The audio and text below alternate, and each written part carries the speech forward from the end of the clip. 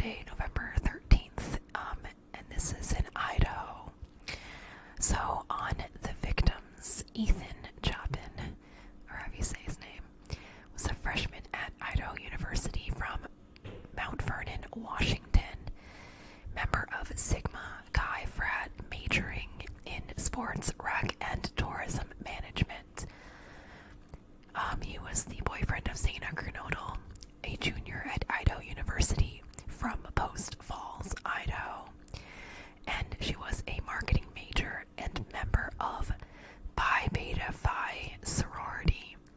Alright, so Madison Mogan was a marketing major, senior student from Kohberger, Idaho, and best friends with Kaylee Gonsalves, also a senior. So the two seniors were both 21, and the other two individuals were 20. I forgot to mention that. Alright, so Kaylee Gonsalves was majoring in general studies, and she was from Rathdrum, Idaho. Alright, so Ethan Chapin was a triplet, the eldest of the three. He also had a sister and a brother. So, all were attending Idaho University together. According to his mom, he is one of the most incredible people you'll ever know. So, Zena Kernodle, her sister, describes her as funny, uplifting, and well-loved by everyone, saying, "You rarely get to meet someone like Zena." She lit up the room. Zena's family said they are at a loss for words. So Zena and Madison worked at the same Greek restaurant. So Madison Mogan was an only child. She loved live music, was very studious, and prior to her death had been in a loving relationship according to her family. So Madison and Kaylee were best friends since middle school. They were joined to the hip. Kaylee's father saying the two died together in the same room, in the same bed. Her sister spoke on behalf of the Gonsalves family. They were smart, they were vigilant, they were careful, and this still happened. So the murder took place 2 months ago, believed to have been a targeted attack, that he likely knew the victims. 3 of the 4 victims lived in the home. Ethan, though, was staying overnight with his girlfriend Zena. Though 4 died, it's believed that there were 6 roommates in total, and that 4 of the roommates were in the house. 6 are listed on their lease for that home. The murder occurred at 1122 King Street residence. There were no indications of forced entry. The door was opened to officers when they arrived. So one of the roommates was Dylan Mortensen, or DM, and she saw the killer, though at the time did not know something had occurred. She was sleeping on the second floor on the southeast side of the home and woke up to the noise around 4 a.m. So we're going to go over a little bit of a timeline. So Madison and Kaylee went out to Corner Club Bar in Moscow, Idaho. Ethan and Zena attended a party together as a couple at Sigma Chi house, Ethan's fraternity. By around 1:40 a.m., Madison and Kaylee hit up a food truck. According to CCTV footage, before obtaining a ride home at around 1:45 a.m., believed to have made it home around 1:56. Zena and Ethan arrived home around the same time as well, but I think more like 1:45. And the other roommates got back at 1 a.m. Murders are estimated to have occurred between 4 and 4:25 a.m. Some claiming that Zena placed a DoorDash at around 4 a.m., though I'm not so certain about that. DM, the surviving roommate, wakes at 4 a.m. to the sound of Kaylee's dog. She believes she heard Kaylee playing with the dog. She hears her say, "Someone is there." Phone records show Zena was on TikTok at about 4:12 a.m. DM hears some noises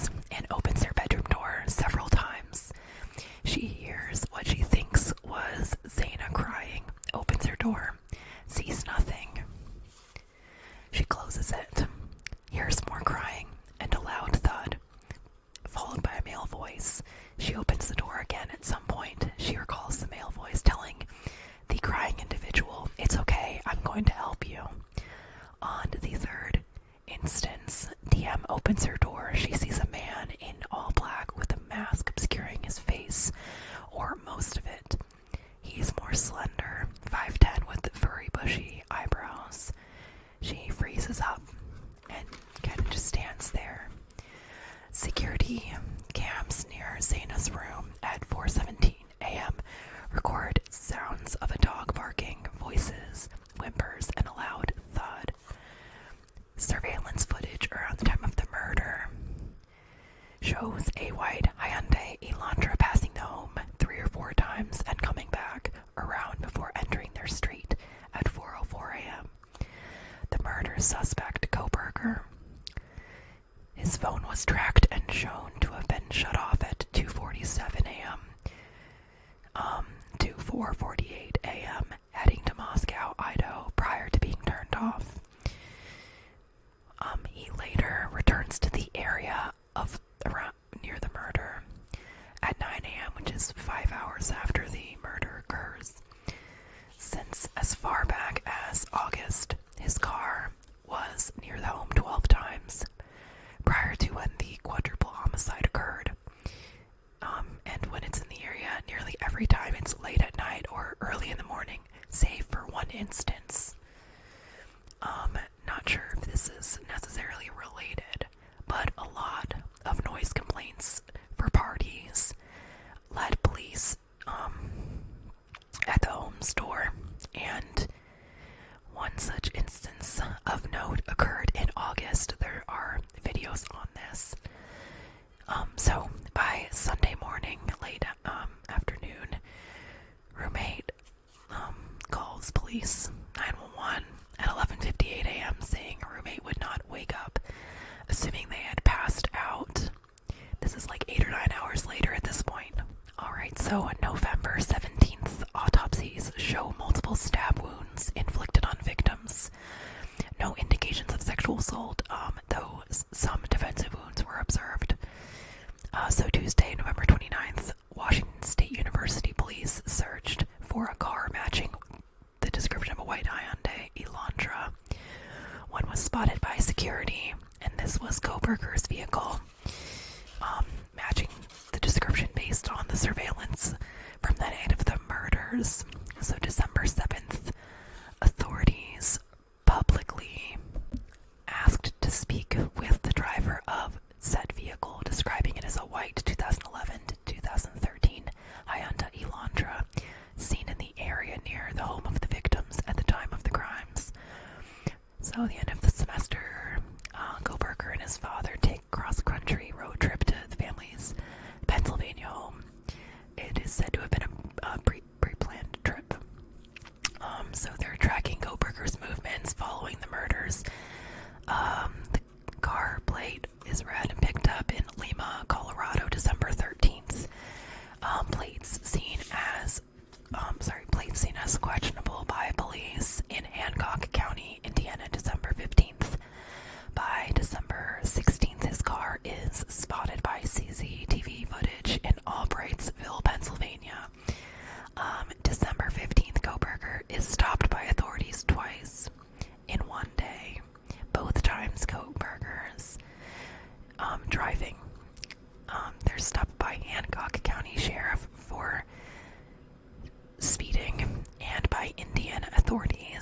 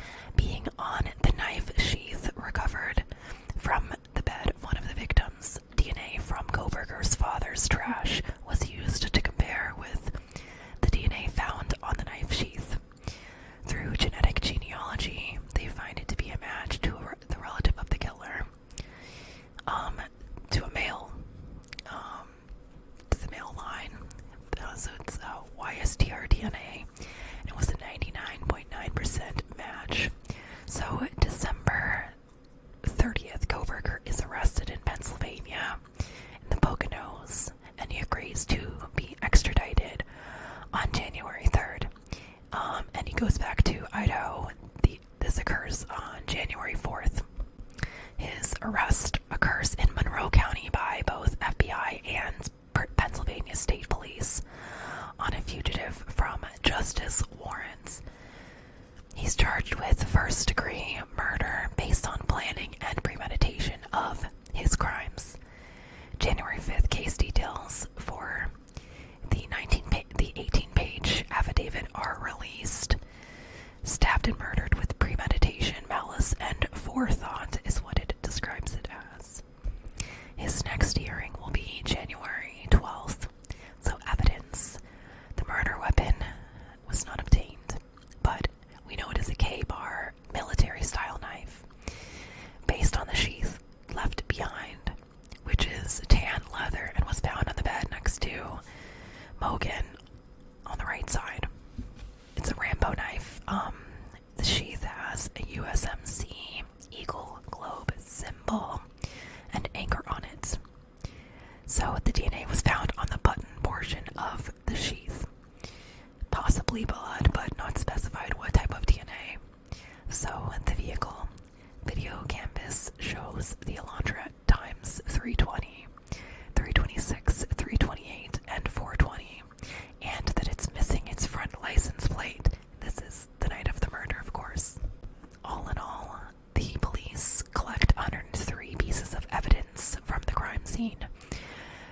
Detectives found latent shoe prints with a diamond pattern, which is often seen with vans, and it was near the door to DM's bedroom.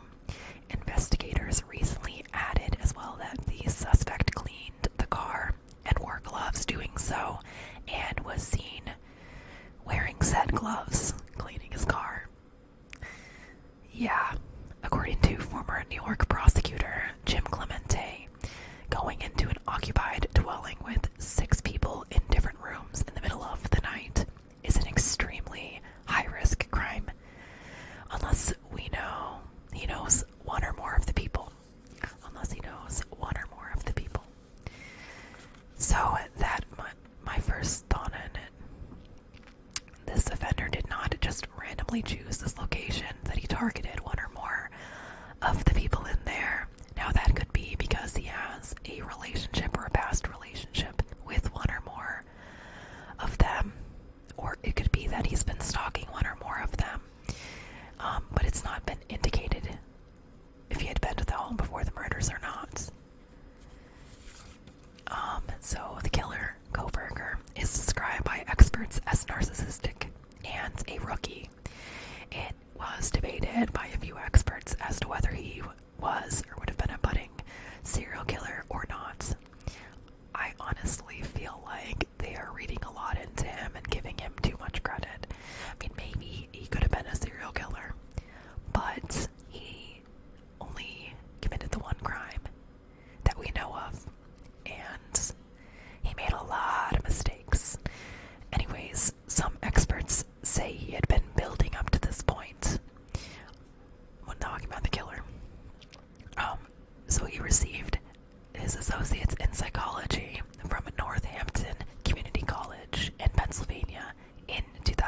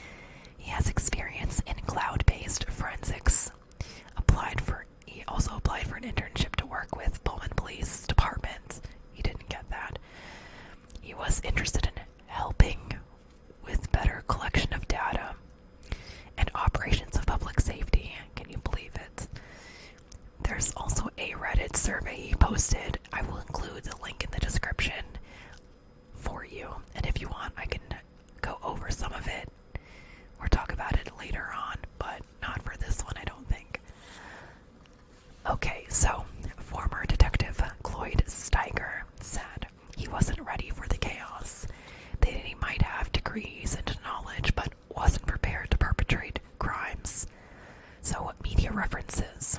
A lot of references have come up about Ted Bundy and the BTK killer, and I think it gives him too much credit. Yeah, Ted Bundy had a degree in psychology too, but still, that doesn't mean he was the next Ted Bundy. No. However, according to sources following BTK's arrest, BTK was he was arrested in 2005, and he was corresponding with Dr. Catherine Ramsland, though he did correspond with a lot of people. He's a chatty guy. And Dr. Catherine Ramsland teaches at DeSalle's University. She's a professor of forensic psychology and criminal justice.